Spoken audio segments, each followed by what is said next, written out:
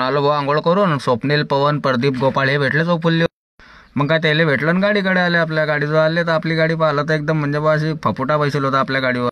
मग प्रदीपला म्हटलं थांबो पाणी पाहू दे, धुवून घेतो मग आपली गाडी. मग धुवायला गेला, पाणी पाहायला तर नळाला पाणीच नाही होत्या. मग म्हटलं जाऊ दे भाऊ अशीच पुसून घेतो. पुसली मग अशीच. आपल्या गाडीला काय पाण्याची गरज नाही, कपडा बी आपल्याचा नरम आहे. नरम कपड्यानं पुसली की एकदम चकाचक होते आपली गाडी. मग काय गाडी पुसल्यावर पाहू शकता तुम्ही आपली गाडी कशी दिसते. एकदा सांगा कमेंटमध्ये गाडी पुसणी झाली की कशी दिसते आपली गाडी. तर मधून पुसून घेतली हो मग गाडी.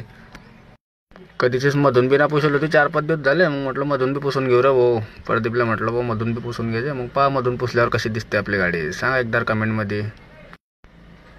मग काय परवीन भेटला. परवीनला म्हटलं सेल्फी काढू दे रे भाऊ. परवीन तुझ्यासोबत एक साखरपुडा झाला तुझ्या, म्हटलं काढू दे भाऊ. मग हे पोरं आपले क्रिकेट खेळत होते आधी.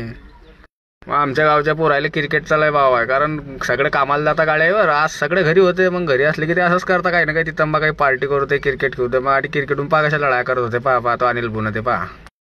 एक एखादा नंबर कॅच झेलली की नंबर त्याचे तो आऊट झाला की याचा नंबर, असं करत होते ते.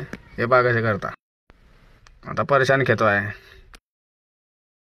आपण घरून आले जेवण घेऊन करून. मग पाहत होता त्याचं खेळणं. बसून साईडला बसला. मग तेवढ्यात प्रदीप बैसेल होता. प्रदीप जवळच बसला. मग प्रदीपला घेऊन घेतला. बस मग दुपारचा आपला एवढाच ब्लॉग. मग बाकी